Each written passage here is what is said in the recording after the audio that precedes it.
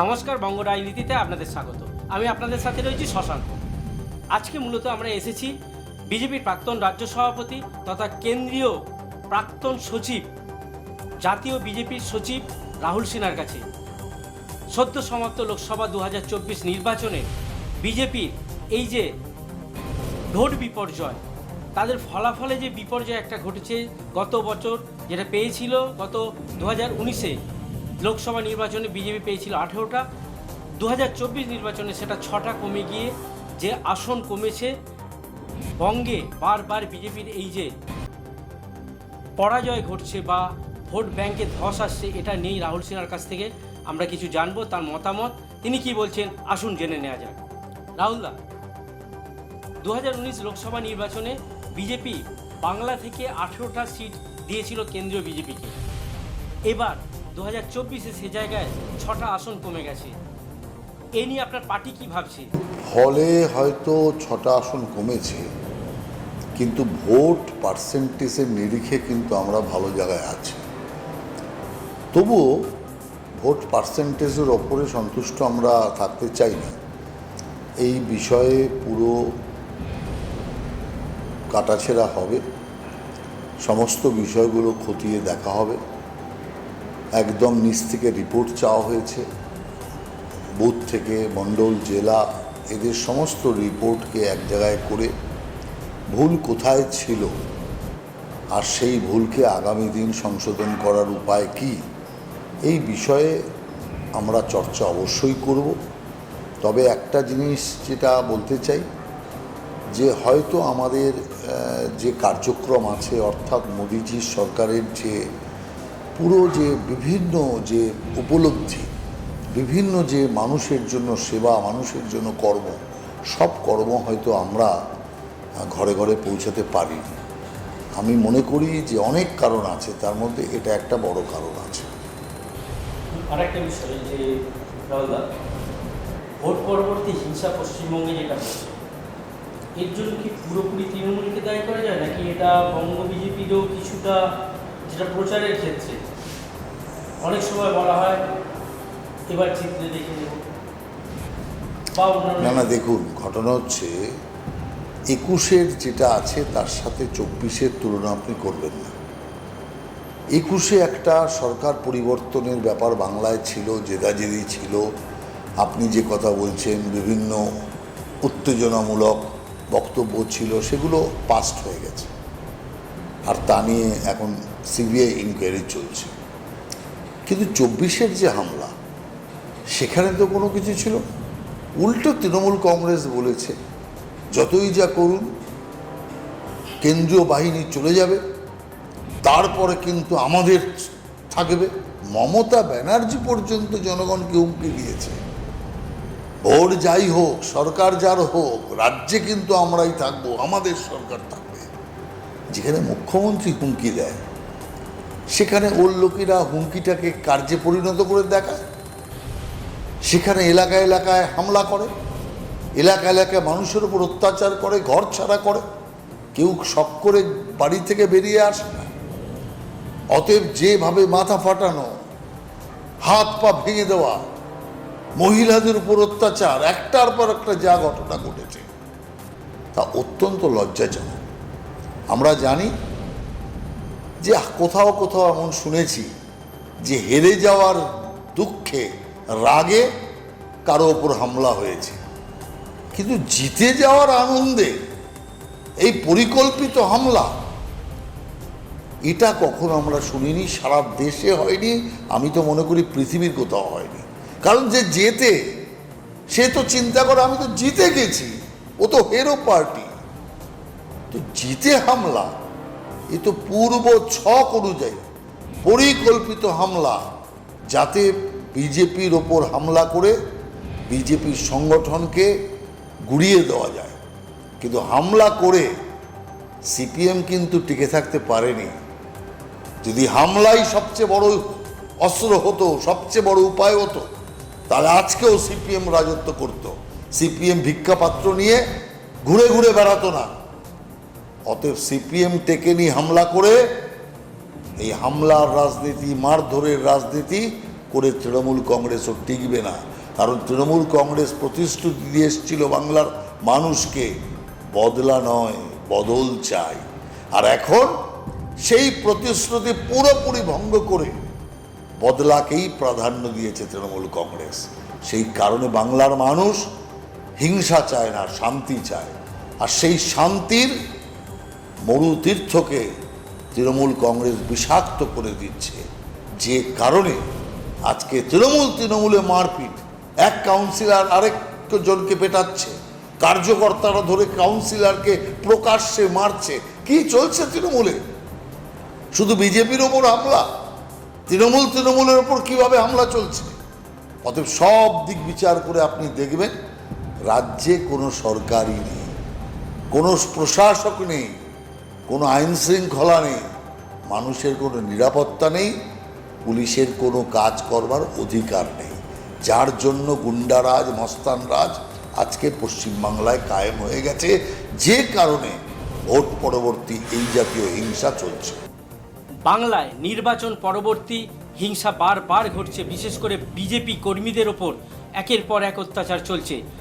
কেন্দ্রীয় পর্যবেক্ষক দল আসছে যাচ্ছে, সেগুলো নিয়ে আপনাদের বিজেপির একেবারে গ্রাসরুট লেভেলের যারা কর্মী নেতা আছেন তাদের অভিযোগ, কেন্দ্রীয় নেতারা এসে কোনো কাজ হচ্ছে না, তাদের ওপর যে হিংসার ঘটনা ঘটানো হচ্ছে সেই হিংসার ঘটনায় তারা বারবার কোনো সাহায্য পাচ্ছে না বিজেপির তরফে। এটা নিয়ে আপনার দল কি ভাবছে?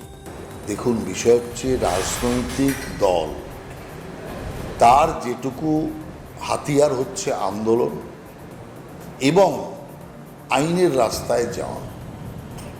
আমরা ইতিমধ্যে কয়েক হাজার বিজেপি কার্যকর্তাদের ঘরে ঢোকাতে পেরেছি আদালতের নির্দেশে। আদালতও কাজ করছে, কেন্দ্রীয় সরকারেরও চাপ আছে। উভয় চাপের কারণে ধীরে ধীরে পরিস্থিতি স্বাভাবিক হয়ে যাচ্ছে। অতএব আমরা মনে করি যে কার্যকর্তার যারা বাইরে থাকে, ঘর ছাড়া থাকে, তাদের মানসিক অবস্থাটা তো বুঝতে পারবেন। সবাই শুধু চাইছে ঘরে যেতে। আমি তো এইমাত্র আমাদের মহেশ্বরী সদনে যে ঘর ছাড়া রয়েছে তাদের সাথে দেখা করে কথা বলে এলাম। প্রত্যেকে খুশি, কিন্তু একটাই প্রত্যেকের নিবেদন যে আমরা যাতে তাড়াতাড়ি ঘরে ফিরতে পারি। এ তো স্বাভাবিক। একটা লোক সকালবেলা অফিস করতে বেরোলে যখন তার অফিস ছুটি হয়ে যায়, স্কুল ছুটি হয়ে যায়, কর্মক্ষেত্র ছুটি হয়ে যায়, সে তখন ঊর্ধ্বশ্বাসে ছুটতে থাকে কতক্ষণে বাড়ি যাবে। বাড়ির চেয়ে তো শান্তির জায়গা নেই। সেইখানে এখানে মহিলারা, শিশু, পৌর সব পড়ে আছে অন্যত্র, ঘর ছেড়ে। কার মন চায়? তো ঘরে যেতে তো সবাই চাইবে, এটুকুই ওদের আবেদন, আর কিচ্ছু নেই। যেটা হচ্ছে কোনো বিজেপি কর্মী যদি মার খায়, তার এফআইআর করতে দেখা যায় জেলা নেতৃত্ব বা উচ্চ কোনো নেতৃত্বে, যে লোকাল থানা একটা এফআইআর করবে সে ব্যাপারে কোনো সাহায্য পায় না, এটা অভিযোগ আছে। থানা এফআইআর নেয় না। এই আমি এখন এত লোকের সাথে কথা বললাম, আমার পূর্ব অভিজ্ঞতা যা বলছে তাতে থানা এফআইআর নেয় না। সেই কারণের জন্য বহু ক্ষেত্রে এফআইআর হাইকোর্টে করতে হয়েছে, বহু ক্ষেত্রে এফআইআর অনলাইনে করতে হয়েছে। এই সমস্ত কাজগুলো জেলা স্তরের থেকেই করা হয়েছে। আপনি 21 সালের যদি আপনি এফআইআর দেখবেন, এত ঘটনা ঘটেছে। জেসিপি দিয়ে বাড়ি ভেঙে ফেলেছে। এই ঘটনা ভারতবর্ষে কোথাও ঘটেছে, পৃথিবীর কোথাও ঘটেনি। জেসিপি লাগিয়ে একটা ঘটনা নয়, অনেকগুলো ঘটনা। আর সেখানে সেই ক্ষেত্রের যে এফআইআর, সেটাও কিন্তু আপনি দেখবেন যে জেলা থেকে করা হয়েছে। কেন? যার বাড়ি ভেঙে দিয়েছে, যার, সে তো বাড়ি থেকে পলাতক, সে তো ওখানে গেলে তাকে মেরে ফেলবে। যার বাড়ি ভাঙছে, যার বাড়ির উপর বোম ফেলছে, যার বাড়ির উপর অত্যাচার করছে, সে যদি বাড়িতে যায় বা এফআইআর করতে যায়, থানার মধ্যে তাকে যে মেরে ফেলবে না তার কি গ্যারান্টি আছে? এই তো আজকে ডেবরাতে আমাদের বিজেপির একজন কর্মীকে হত্যা করে দিল। অতএব সেই কারণে থানা তো নিরাপদ নয়। থানায় ঢুকে বললে যদি কেউ কিছু করতে পারবে না, এমন যদি ব্যাপার হতো তাহলে নির্ভয়ে লোকেরা থানায় যেতে পারত। থানা তো তৃণমূলের একটা আখড়া, সেই কারণে বাইরে তৃণমূলের অফিসও যায়, থানাগুলোও তাই। নিরাপত্তা কোথায়? সেই জন্য এফআইআর করতে যাবে কে? থানা থেকেই খবর চলে যাবে যে আপনাদের নামে এফআইআর করতে আসছে। খালি থানা তৃণমূলে ভরে যাবে, আর তারপরে সে থানা থেকে বেরোতে পারবে না। পুলিশ বের করে তাকে ওখান থেকে পাস করাবে না, মৃত্যু ছাড়া কোনো রাস্তা নেই। সেই কারণে অবস্থাটা বুঝতে হবে। শহরে বসে বড় বড় কথা বলা যায়, এফআইআর করে না কেন? যেহেতু শহরে এফআইআর করা অনেক সহজ, কিন্তু আজ যা গ্রামে হচ্ছে, এই সরকার থাকলে আগামী দিন তা শহরে হবে, শহরেও একই অবস্থা তৈরি। আরেকটা যেটা বিষয় হচ্ছে, আর 2 বছর পরই বিধানসভা ভোট আছে, আপনি কোর কমিটিতে রয়েছেন। এই যে 3 থেকে 4% ভোট কম রয়েছে, তার মধ্যে 30% মুসলিম ভোটের তো বিজেপি আশা করে না, সেটা আপনারাও বলেছেন অনেক সময়। কিন্তু হিন্দু ভোটের এই 3 থেকে 4% ভোট কীভাবে পূরণ করবে? দেখুন, 3-4% ভোট কোনো ব্যাপার নয়, এটা কোনো মারাত্মক বিষয় নয়। পাশা উল্টে যাবে, দেখবেন 3-4% ভোট খুঁজেও পাওয়া যাবে না। সেই কারণে তৃণমূল কংগ্রেস সুতোয় ঝুলে আছে, সুতোয় ঝুলে আছে। 3-4% ভোট যে কোনো মুহূর্তে এদিক থেকে ওদিক চলে যাবে। অতএব সেই কারণের জন্য আজকে যারা ভুল বুঝেছে, আর আপনি এবারের ইলেকশনে দেখবেন প্রচুর মানুষ ভোট দেয়নি, সেই পার্সেন্টেজটা একবার ক্যালকুলেশন করে দেখুন।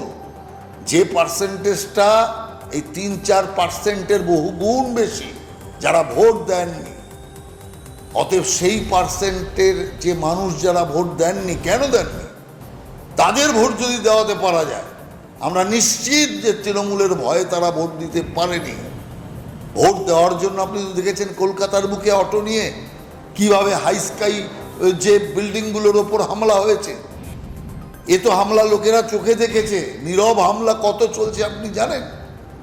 অতএব তারা যারা ভোট দিতে পারেনি, তাদের ভোটকে সুনিশ্চিত করতে পারলেই তৃণমূল কংগ্রেস অন্ততপক্ষে 8 থেকে 9% ভোটে বিজেপি থেকে পিছিয়ে যাবে, 3-4% কভার করবার পরও। বর্ধমানের 2টি লোকসভা আসন আছে, তার মধ্যে গতবার সুরিন্দর সিং আলুওয়ালিয়া একটা আসনে জিতেছিলেন, কিন্তু সেক্ষেত্রে এবারে 2024 লোকসভা নির্বাচনে বর্ধমানের 2টি লোকসভা নির্বাচনে, মানে 2টি লোকসভা আসনেই বিপর্যয় ঘটেছে, দল জিততে পারেনি। এ নিয়ে কি বলবেন? না, এগুলো নিয়ে আমরা বললামই তো যে হারের কারণ একটা হচ্ছে মোদিজির যে এই 10 বছরের যে কাজ, জনসেবা, তা আমরা ঠিকমতো ঘরে ঘরে পৌঁছে দিতে পারিনি। সাংগঠনিক কিছু ত্রুটিও আমাদের ছিল। তো এই বিষয়গুলো তো আছেই, তার সাথে আরও বহু হয়তো কারণ আছে, সেগুলো নিয়ে আমরা মন্থন করছি। আর মন্থনের পরেই আমরা তার থেকে যে নির্যাস বেরোবে, তার দ্বারাই আগামী দিনে চলার পথ ঠিক করব। সেই জন্য এক কথায় এখন অমুক কেন্দ্রে হারা, তমুক কেন্দ্রে হারার কারণ কি, এটা বলাটা এখনও সময় আসে। রাহুলদা, বিজেপির আমরা যেটা বরাবর দেখে এসেছি এবং অভিযোগও আছে যে বিজেপির দলের নব্য আর প্রাক্তন, এই দুই দ্বন্দ্ব, মানে এটা যেটা গোষ্ঠী দ্বন্দ্ব চলছে দলে, যার জন্য বিজেপিকে বারবার পিছিয়ে দিচ্ছে। এটা নিয়ে বঙ্গ বিজেপি তথা জাতীয় যে আপনাদের বিজেপি রয়েছে, কেন্দ্রীয় বিজেপি, সেটা মেটানোর কোনো চিন্তা ভাবনা করছে কি না? দেখুন, আমি মনে করি না এমন কোনো সমস্যা আছে। কোথাও কিছু হালকা থাকতে পারে, কিন্তু সেটা হচ্ছে আমরা সবাই রাজা আমাদেরই রাজার রাজত্বে, নইলে মোরা রাজার সাথে থাকবো কি শর্তে। এই যে রবীন্দ্রনাথের পংক্তি কটি, এই কটি আগামী দিন সবাইকে এক সূত্রে বাঁধবে, আর এক সূত্রে আগামী দিন সবাই চলবে। আর এটাই স্বাভাবিক আছে। কোনো ভুল ভ্রান্তিতে কোথাও কোনো স্পার্কিং থাকতে পারে, কিন্তু এমন কোনো সামগ্রিকভাবে একেবারে পুরনো নতুন এমন কিছু আছে বলে আমার মনে হয় না। ওটা তৃণমূল কংগ্রেসে আছে। তৃণমূল কংগ্রেসের মমতার পুরনোপন্থী, অভিষেকের নতুনপন্থী, এই দুজনের মধ্যে লড়াই, আর সেই লড়াইটাই সব জায়গায় হাতাহাতিতে গিয়ে পরিণত হয়েছে। যেহেতু ওদের মধ্যে নতুন পুরনো লড়াই, সেই কারণে ওরা আমাদের ওপর ওটা চাপিয়ে দিয়ে ওদের নিজেদের দায়কে সারার চেষ্টা করছে। একসময় আপনি রাজ্য বিজেপির সভাপতি ছিলেন, পরবর্তীকালে আপনি জাতীয় বিজেপির সচিব ছিলেন। এখন যে জায়গাটায় দাঁড়িয়ে আছে, যে আপনার সময়েও দল যে সময় কেউ বিজেপি করতে চাইতো না, তবু সেখানেতে বিজেপির একটা ফল ভালো হতো। দিলীপ দাস সময় সেই জায়গায় বঙ্গে বিজেপি একেবারে তত্তরিয়ে ছুটেছিল এবং তড়িৎ গতিতে ছুটেছিল, সেটা আপনাদের বিজেপি কর্মীদের কথা অবশ্য। হ্যাঁ, বর্তমানে সুকান্তদার আমলে দল সারা রাজ্য জুড়ে একটা ভালো পজিশনে থাকলেও ফলাফলে কিন্তু খুব একটা আশাপ্রদ হচ্ছে না। এটা কেন হচ্ছে? আর আপনারা এই মুহূর্তে কাকে রাজ্য সভাপতি চাইছেন? দেখুন, এগুলো ঠিক করবে যিনি কেন্দ্রের সভাপতি হবেন, নতুন সভাপতি হবেন। তার অধিকার হচ্ছে যে পরবর্তী সভাপতি প্রদেশগুলিতে কোথায় কে হবে।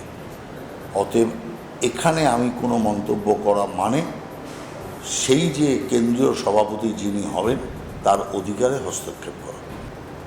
এতক্ষণ আমরা ছিলাম রাহুল সিনহার সাথে, প্রাক্তন রাজ্য সভাপতি বিজেপির।